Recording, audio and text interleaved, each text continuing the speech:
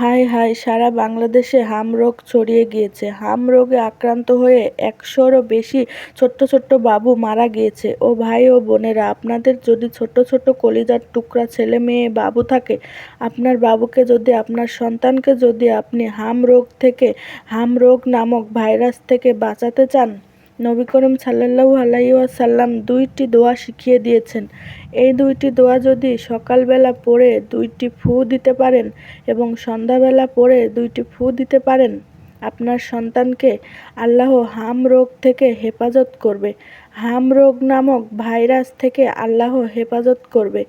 এই হাম রোগ কিন্তু ছোঁয়াছুঁয়ি রোগ, একজন থেকে আরেকজন হয়ে যায় এবং ডাক্তার বিজ্ঞানিকরা বলেছেন যে এই হাম রোগ নামক ভাইরাসটা একটা বাবু থেকে অন্য বাবুর কাছে চলে যায় এবং হাম রোগটা এমনভাবে শ্বাস প্রশ্বাসের সাথে বের হয়, জীবাণুর সাথে বের হয়, ২ ঘন্টা পর্যন্ত ঘুরতে থাকে। শুধু হাম রোগের ভাইরাসটা অন্যান্য ছোট ছোট বাবুরা এতে আক্রান্ত হয়ে যায়। তাই অবশ্যই আপনারা যারা আপনাদের ছেলে মেয়েদেরকে বাঁচাতে চান, নবীজির শিখানো ২টি দোয়া পড়ে ফু দিন।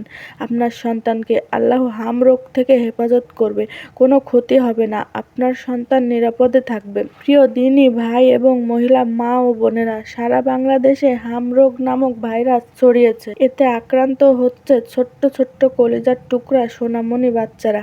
একটা বাবু থেকে অন্য বাবুর কাছে এই হাম রোগের ভাইরাসটা চলে যায়। ডাক্তাররা বলেছেন হাম রোগের ভাইরাসটা শ্বাস প্রশ্বাস থেকে বের হয়।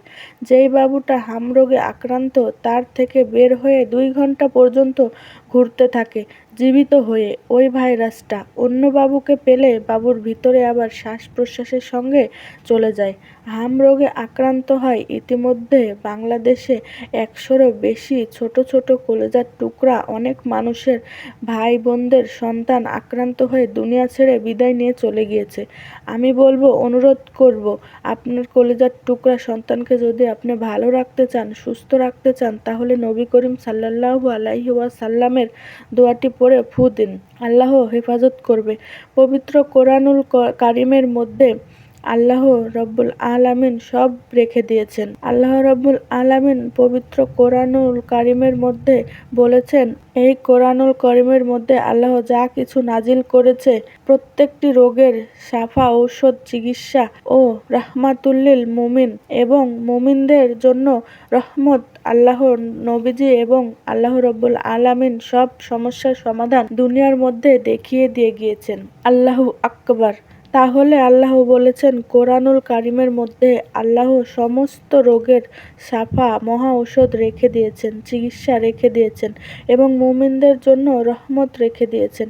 আল্লাহু আকবার। এবং আল্লাহ আরও বলেন, আমরা যখন অসুস্থ হই, সেই আল্লাহ রব্বুল আলামিন আবার আমাদেরকে সুস্থতার জীবন দান করে।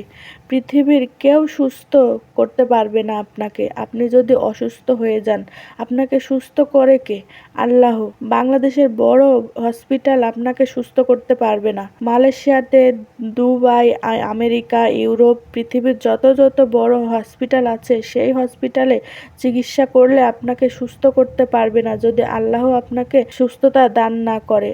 কারণ ওই দামি দামি হসপিটালের মধ্যেও দৈনিক শত শত মানুষ দুনিয়া থেকে বিদায় নিয়ে চলে যাচ্ছে।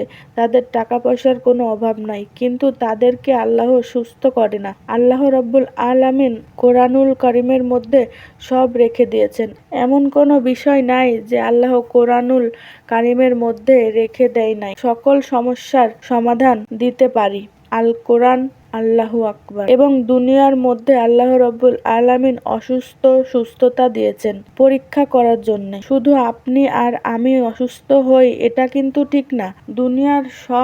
দুনিয়ার মধ্যে যত নবী কিংবা রাসূল এসেছিল, প্রত্যেককে আল্লাহ পরীক্ষা করেছেন। যেমন হযরতে আইয়ুব নবীকে আল্লাহ রব্বুল আলামিন পরীক্ষা করেছিলেন।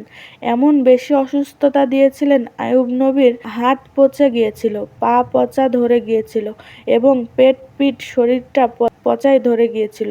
পোকা কিলবিল কিলবিল শরীরের মধ্যে করতেছিল। যখন জিহ্বার মধ্যে পোকা উঠতেছিল, আইয়ুব নবী তখন বলেছিল, আমি তো কঠিন রোগে আক্রান্ত, আপনি তো রহমানুর রহিম। আল্লাহু আকবার। কত সুন্দর করে আল্লাহর কাছে কৌশলে তিনি চেয়েছেন। তিনি বলেন, আল্লাহ আপনি আমাকে ভালো করে দিন। আল্লাহকে বলেছেন, রব্বি আন্নি, আমার আনি হাম রাহিমিন, আমি কঠিন রোগে আক্রান্ত আর আপনি তো রহমানুর রহিম। আল্লাহু আকবার। আল্লাহ রাব্বুল আলামিন আইয়ুব নবীকে পরীক্ষা করেছিলেন এবং দুনিয়ার মধ্যে যত নবী এবং রসুল এসেছিলেন আল্লাহ তাআলা রোগ দিয়ে পরীক্ষা করেছিলেন সবাইকে। এ রোগ থেকে বাঁচার জন্য আল্লাহ রাব্বুল আলামিন কোরআনুল করিমের মধ্যে শেফাদান রেখে দিয়েছেন। কোরআনুল করিমের মধ্যে চিকিৎসা রেখে দিয়েছেন। যত অসুস্থ হবেন, যতই যে কোনো সমস্যার মধ্যে পড়ে যাবেন, কোরআনুল করিমের মধ্যে চলে আসবেন। এখন আমি আপনাদেরকে দোয়াগুলোর কথা বলে দিচ্ছি। আপনি 2টি দোয়া পড়বেন। এই হাম রোগটা হচ্ছে ছোঁয়াছুঁয়ি রোগ। হাম রোগে আক্রান্ত হলে ছোট্ট ছোট্ট কলিজার টুকরা বাবুদের শরীরের মধ্যে লাল লাল ফুটফুট পড়ে যায়, লাল লাল হয়ে যায়, শরীরটা দাগ পড়ে যায়, চোখগুলো লাল হয়ে যায়। হাম রোগে আক্রান্ত হলেন আর এই দোয়াটি পাঠ করলে আল্লাহ আপনাকে হাম রোগ থেকে, আপনার সন্তানকে হাম রোগ থেকে আল্লাহ হেফাজত করবে। 2টি দোয়া আপনি পাঠ করবেন সকালে ফজরের নামাজের পরে, অথবা ফজরের নামাজের পরে যদি আপনার মনে না থাকে, যেই কোনো সময়, সকালবেলা অথবা দুপুরের আগে, যখনই আপনার স্মরণ হবে তখনই আপনি পাঠ করবেন দোয়াটি আপনি 3বার পাঠ করবেন। প্রথম দোয়াটা 3বার পাঠ করে একটি ফু দিবেন আপনার বাবুর শরীরের মধ্যে, দেহের মধ্যে ফু দিবেন, শরীরের মধ্যে, মুখের মধ্যে বলে বাবুকে আপনি ফু দিবেন। দ্বিতীয় দোয়াটি আবার 3বার পরে সুন্দর করে আপনি ফু দিবেন। প্রথম দোয়াটি হযরত ওসমান ইবনে আফফান রাদিয়াল্লাহু তাআলা আনহু থেকে বর্ণিত। তিনি বলেছেন, নবী করিম সাল্লাল্লাহু আলাইহি ওয়াসাল্লাম বলেছেন, এই দোয়াটি সকালে 3বার এবং রাতে 3বার যদি কেউ পাঠ করতে পারে, আল্লাহ রাব্বুল আলামিন তাকে দুনিয়ার সমস্ত ক্ষতি থেকে, বিপদ আপদ থেকে আল্লাহ রাব্বুল আলামিন হেফাজত করবে। এই হাম রোগ এটা ছোঁয়াছুঁয়ি রোগ। এটা ভাসতে থাকে শরীরের মধ্যে। একজন রোগী থেকে শ্বাস প্রশ্বাস দিয়ে বের হয়ে 2 ঘন্টা পর্যন্ত জীবিত থাকে সেই ভাইরাসটা, ঘুরতে থাকে। তাহলে দুনিয়ার যত রোগ আছে, যত ভাইরাস আছে, যত ক্ষতি আছে, অদেখা অদৃশ্য আল্লাহ ও রব্বুল আলামিন সমস্ত অদৃশ্য ক্ষতি থেকে আপনাকে বাঁচাবে। আল্লাহ তাআলা আপনাকে রক্ষা করবে। প্রথম দোয়াটি পড়লে মজার বিষয় হলো, আপনার সন্তানকে যদি আপনি এই দোয়াটি পড়ে ফু দিতে পারেন, দুনিয়ার কোনো রোগ সেদিন আক্রান্ত করবে না। মানে ভাইরাস রোগ, এবং আপনার সন্তানকে জাদুটোনা, কুফরি কালাম, বান মেরেও কেউ ওই দিন ক্ষতি করতে পারবে না। এ দোয়াটি পড়লে ভাইরাসজনিত রোগ থেকেও আল্লাহ হেফাজত করবে, হাম রোগ থেকে হেফাজত করবে, এবং জাদুটোনা, কুফরি কালাম, ব্ল্যাক ম্যাজিক, বদনজর থেকেও আল্লাহ হেফাজত করবে। জিন এবং দুষ্টকেও আপনার সন্তানকে ক্ষতি করতে পারবে না। এত ফজিলতপূর্ণ দোয়া সেটি। আল্লাহু আকবার। প্রথম দোয়াটা, এই দোয়াটা আপনি আমার সঙ্গে সঙ্গে পড়ুন। এই দোয়াটা 3বার পড়ে আপনার সন্তানকে আপনি একটি ফু দিবেন। এভাবে পড়বেন। অজু ছাড়াও আপনি পড়তে পারেন, কোনো সমস্যা নেই। অজু করে পড়লে ভালো হয়। এভাবে পড়বেন, বিসমিল্লাহিল্লাযী লা ইয়াদুররু মা ইসমিহি শাইউন ফিল আরদি ওয়ালা ফিস সামাই ওয়া হুয়াস সামিউল আলিম। আবার বিসমিল্লাহিল্লাযী লা ইয়াদুররু মা ইসমিহি শাইউন ফিল আরদি ওয়ালা ফিস সামাই ওয়া হুয়াস সামিউল আলিম। আবার বিসমিল্লাহিল্লাযী লা ইয়াদুররু মা ইসমিহি শাইউন ফিল আরদি ওয়ালা ফিস সামাই ওয়া হুয়াস সামিউল আলিম। 3বার পাঠ করবেন। 3বার দোয়াটি পাঠ করেছি। প্রথম দোয়াটি, তারপরের দোয়াটি আপনি 3বার পাঠ করবেন। প্রথম দোয়াটি 3বার পাঠ করেছি।